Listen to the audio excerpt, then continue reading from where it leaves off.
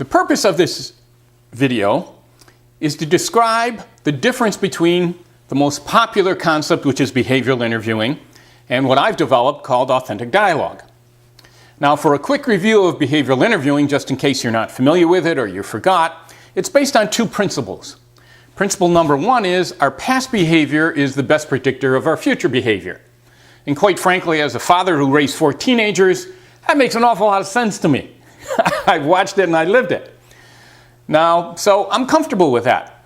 Now, the second principle it's based on is that during an interview, if I ask you to describe to me a conflict you resolved, or can you tell me about a time you had to work with a team and how did it go, the assumption is you're going to give me an actual, accurate portrayal of what occurred. Now, that's where I begin to have a problem with the whole concept. Because a procrastinator isn't going to tell us during the job interview, well, Bill, I'm really good at working under pressure because all that work I got done this morning was really stuff that should have been done last week. And that person with a short fuse and a temper isn't going to tell me, well, you know, I'd be more productive in my current job if the idiots I work with would only listen to me. But they don't listen to my advice, I get frustrated with them, and quite frankly, that's why I'm out here looking for another job. Now, this may not sound politically correct, but what I'm going to tell you is the truth. During job interviews, candidates lie. It may sound a little abrupt. We could call it they embellish on their strengths, they don't share with us all of their weaknesses, but the reality is job candidates tell us what they think we want to hear. And because of that, our challenge as interviewers is to seek out the truth. And that's not always easy to do, and I'm not convinced behavioral interviewing is the best way to do it. I'm going to tell you why I think authentic dialogue is more effective. As an example, I want to describe an individual who, when we interviewed him, he was quiet, he wasn't real active in the community, and he had difficulty telling us about any experiences that would show us who he really is. So I said, have you done anything with a group of people? He says, the only thing I can think of is last weekend we helped my brother-in-law move. There were 12 of us. Now, I immediately thought, geez, that's interesting, dealing with 11 other people. Maybe I will learn something about this guy. So I described him in my own experience when we moved and how my sister-in-law organizes weddings. And she came in and she was very good at putting everything together. And quite frankly, we're really lucky we had her there. And this is how she did things. So I said, what was your experience like? And he said, well, mine wasn't as positive.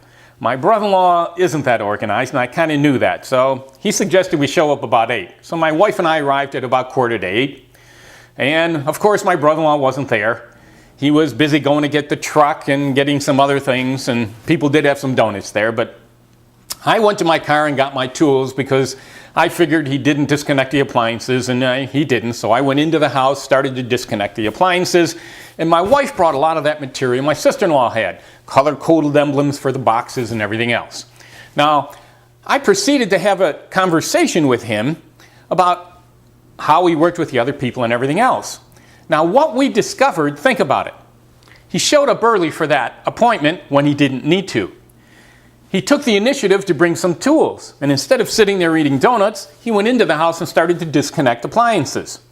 Now, I won't tell you the rest of the story, but quite frankly, by the end of me telling him my experience and me sharing his, he was an excellent candidate. We'd hired him and he turned out to be very great. Now, the reason that went so well is I was able to engage in an authentic dialogue and conversation, a genuine sharing of our mutual experiences with this job candidate. And what I've discovered is it didn't feel like part of the interview. He did not give me a rehearsed response. He never expected I would talk to him about how he helped his brother-in-law move. So what I like to do in teaching you how to create authentic dialogue with job candidates, and that's what I do in my video and my training sessions. And behavioral interviewing is far too much of ask a question, get a rehearsed answer, ask another question, get another rehearsed answer. So my experience has been authentic dialogue can help you get a better sense of who you're about to hire, what's their personality like, what's their character like, and they will be much more candid with you. So watch a few of the other videos, and let's see if you can improve your techniques in engaging and creating authentic dialogues.